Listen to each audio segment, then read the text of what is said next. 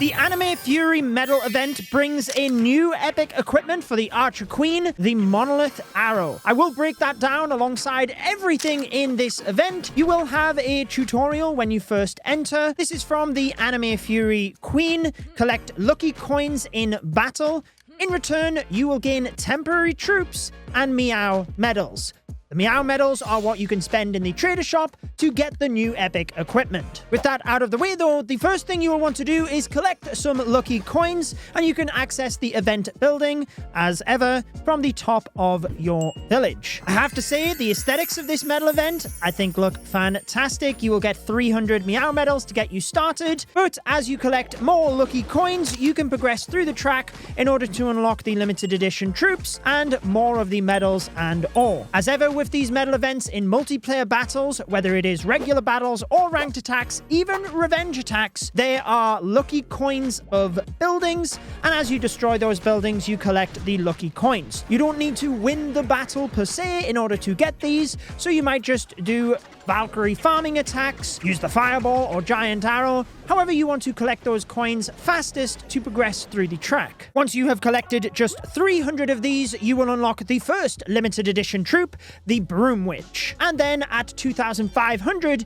you will unlock the Mecha. However, to get to the end of the track, collect all of the rewards, including your lucky cat decoration, you will require 16,000 of the lucky coins. Typically, as the events go on, they do scale up the number that you gain in battle, so it'll become quicker towards the end. This one starts June the 4th, by the way, running until the 15th. There is also a bonus track where if you get an extra 7,000 lucky coins, you will get 200 extra medals. This means from a free-to-play perspective, you get 3,300 medals to spend in the trader shop. If you purchase the event pass, you get an extra 5,500, which will be very helpful, and you will also get 600 glowy ore and 80 starry ore on top of clearly what you would get as a free-to-play player. If you are purchasing the event pass, you can press the C to enter a content creator's code before purchasing. My code is Judo, and it helps me to bring the best Clash of Clans videos that I can. You can also use my code on the Supercell store, in any Supercell game for that matter, but if you do purchase on the Supercell store, you will earn extra items such as gems or a variety of magic items, and the support there is very much appreciated. Moving into the trader shop then, so I can show you what is on offer, we have the Monolith Arrow, which I think is a fantastic piece of equipment. I will be breaking that down once we've gone over everything else. Previous equipment on offer, which if you purchase the event pass, you'll be able to get multiple of these, include the Rocket Spear, Meteor Staff, Lava Loon Puppet, and the Giant Gauntlet. If you already own any of those equipment, clearly you won't see them. For me, it depends on your play style. The Giant Gauntlet is probably the most versatile, but other than that, I would actually go with the Monolith Arrow. If you care about cosmetics, the Fury figurine is this month's Super Deco, available in the event pass. Even as you purchase it, you get a glimpse as to the different options you have. I will quickly go over them here for you, but it features a couple of the hero skins, which I break down the hero skins every single month on my second channel. If you subscribe over there, you will have seen all of these in action, but you can choose whichever one you want to show off on your village. Back to the event though, clearly I would recommend getting the Monolith Arrow. From there, as with these events, it depends on where you are in your journey. If equipment is something you are struggling to upgrade, then clearly put the rest of your medals into ore. Some players have more of a bottleneck in glowy ore. If you're not as active, shiny ore. Or for the epics, clearly it's the starry. Just go with whatever you need the most. In terms of progression items, you'd only really go for these if you're a lower Town Hall level, in which I would recommend the Builder Potion. The books are fairly high in price for what they are, and you don't skip as much time as a lower level, so the Builder Potion is probably a better option for you. And if you're a bit of a collector like me, then you might want to get all of the clan house decorations as well. Now, before I break down the Monolith Arrow, as I mentioned, there is 2 temporary troops during this event, the Broom Witch and the Mecha. These are only available in battle mode. You can't take them into ranked attacks. The Broom Witch will target wizard towers first. They will be great for farming. Mass Broom Broom Witch attacks, just snipe off the Wizard Towers first, then send the rest in,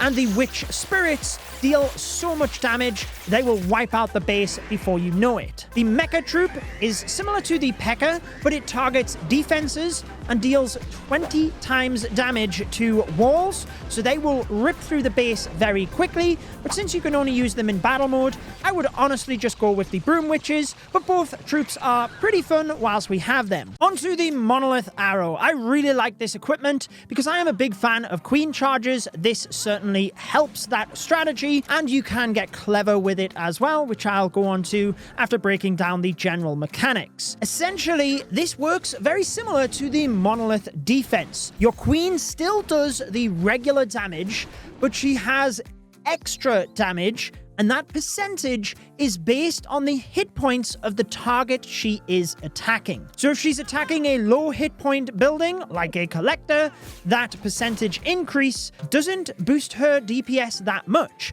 But if she's attacking a storage, a defending hero, the Guardian, or the Archer Queen's favorite, a wall, then she really gets an increase in damage, and she can rip through defending heroes incredibly fast.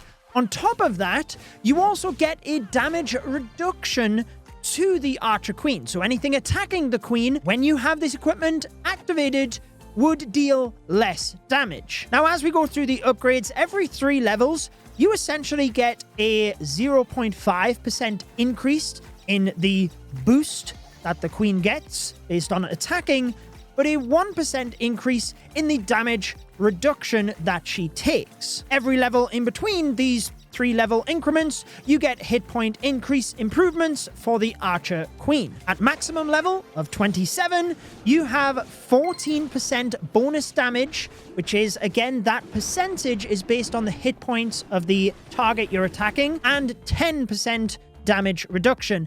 Now, yes, it's a passive ability, which means you can use the Giant Arrow alongside this, for example, and you can use that straight away, and then the Monolith Arrow is active throughout the entire attack. But you notice it says extra damage decreases as more units are deployed. Therefore, when you're using a Queen Charge opener, you're getting the maximum value out of the Monolith Arrow.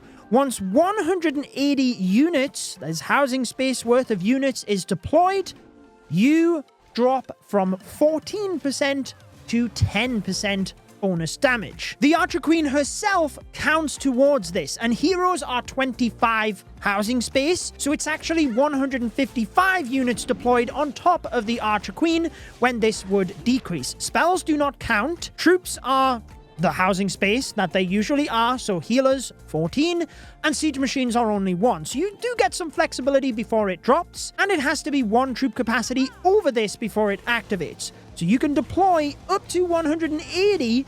It's then the 181st where the decrease happens.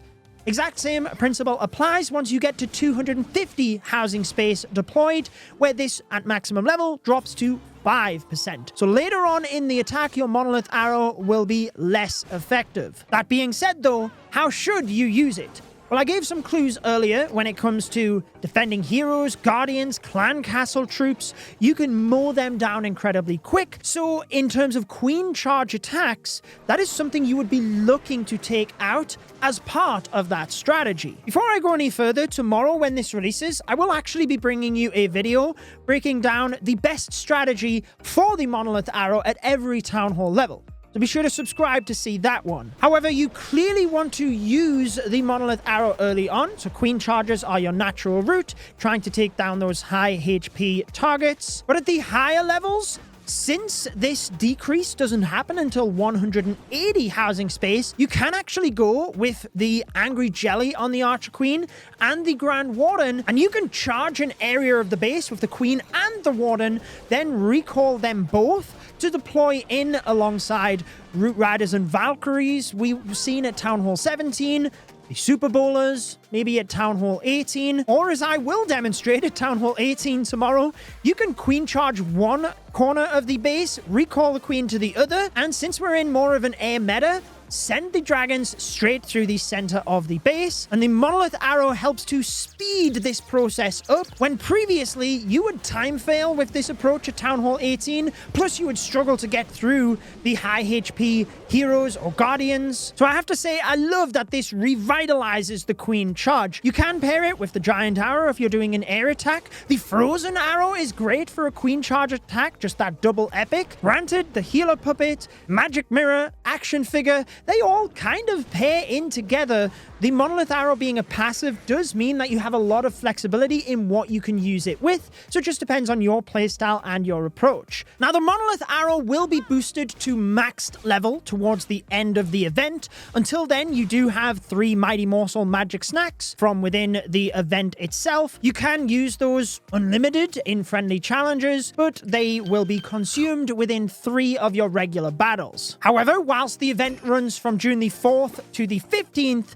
on the 11th through the 16th, a 5-day window, the Monolith Arrow will be maxed level so long as you have unlocked it. As with these events, the Trader Shop always stays open 2 extra days, so you will be able to unlock it right up until the 17th, but the important note for you is from the 11th through the 16th, that is when the equipment will be boosted to maxed level for you. Honestly, there are so many great pieces of equipment for the Archer Queen nowadays. The Monolith Arrow is not a necessity, but I really like it because it opens up another possibility for attacks, bringing back the Queen charge, which I think is fun, and that's what it's all about at the end of the day. Let me know what you think, though. If you have missed my latest ranked episode, I am on a mission to beat every single league. I will place that on your screen. This one was taking down the Barbarian leagues. Lots of work go into those episodes, so I'm sure you will like it.